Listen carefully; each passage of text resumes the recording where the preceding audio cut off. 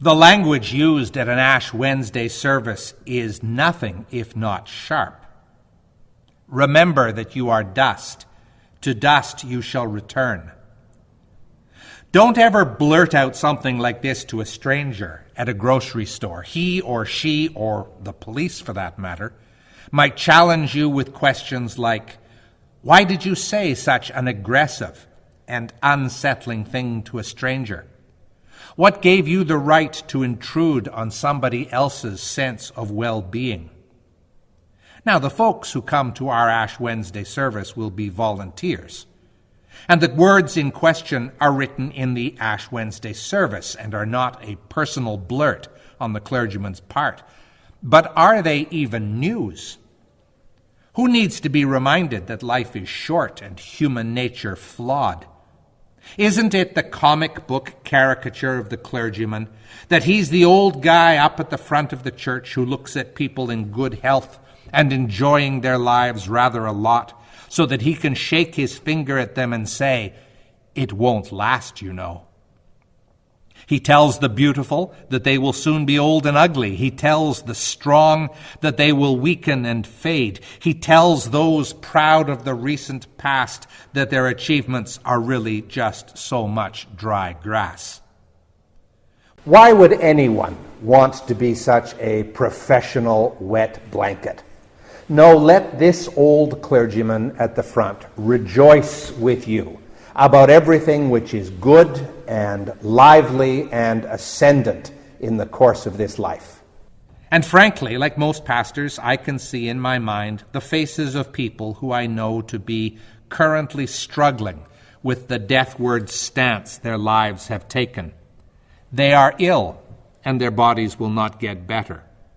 A treasured relationship has died and will never be restored. They were sidelined in their employment or vocation. They are caught up by their own deep moral flaw, or are the victims of that same flaw in somebody else. The bloom is off their rose. They've been around the block. They've seen too much. What more could their parish priest possibly add as he advances on them at the beginning of an Ash Wednesday service with a black and dripping thumb? Remember that you are dust, to dust you shall return. We could invent somebody, make somebody up who is not in the know about the fragility of life or the limits of their own natural goodness. They are the darlings of everybody at work. They are regulars at the gym. They have perfect children with good teeth and an immaculate house. But in order for them to be that ignorant about life, they would also have to be people who didn't read, or who had no vicarious experience of other people's grief and contingency. I'm not sure that such people, devoid of questions, doubts, or depth, even exist. If they did, then I suppose that a liberal application of ashes, accompanied by aggressive words, reminding them of the shortness and uncertainty of human life, meant to assault their self-reliance, would be perfectly in order. We might be doing them a favor. Although, frankly, I doubt you'd find such people at an Ash Wednesday service unless they were coming completely out of habit or had wandered in the wrong door by mistake and were too embarrassed to leave. So what is this sharp language about? And what are we beating ourselves up about, if in fact we are beating ourselves up about anything at all? If the language is sharp, it's not meant to say that your lives or your activities are bad or without value. In fact, it's a message which heads off in quite the opposite direction.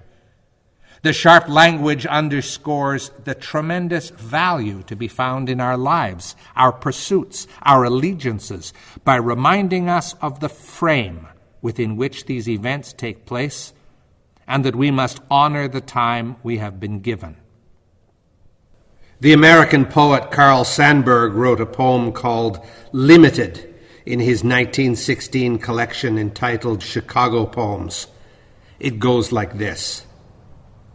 I am riding on a limited express, one of the crack trains of the nation. Hurtling across the prairie into blue haze and dark air go 15 all-steel coaches holding 1,000 people. All the coaches shall be scrap and rust, and all the men and women laughing in the diners and sleepers shall pass to ashes. I ask a man in the smoker where he is going, and he answers, Omaha. Think of it this way. You are at one end of the Piazza del Popolo, and you have your easel set up and your paints out on a tray. You are painting a picture of the Porta del Popolo with all its buskers and its masses of tourists pouring through the gate. There's a lot you might dream about painting, but you do not have the liberty of including everything to the infinite right or left, to the utter east or west. You're not painting those bits. Your canvas has an edge. When the painting is finished, it will have a frame, and the frame defines what the subject is and ensures that it is not some other thing. Let your mind drift all you like. Without its frame, life is at best undefined. Today, in this time and place, you are painting the Porta del Popolo. If you come to one of our soup lunches after Thursday Mass, you will be dished out a bowl of soup. You will be dished out a certain amount depending on the ratio of soup to hungry humans. Look into the bottom of your bowl. There's your meat and veg. That is your portion.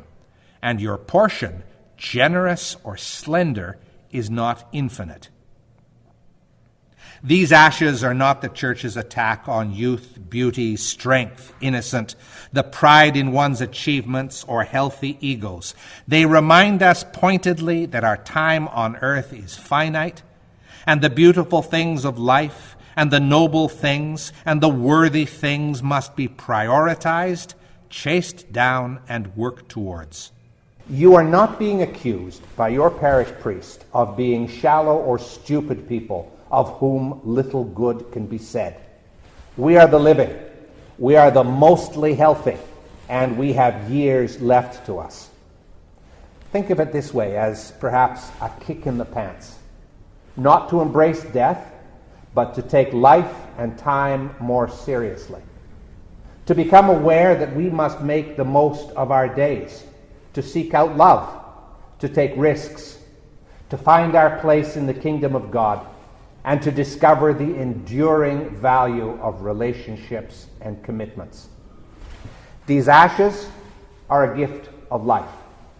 Practically, nothing to do with death or contingency. They could, in fact, be the gift of a lifetime.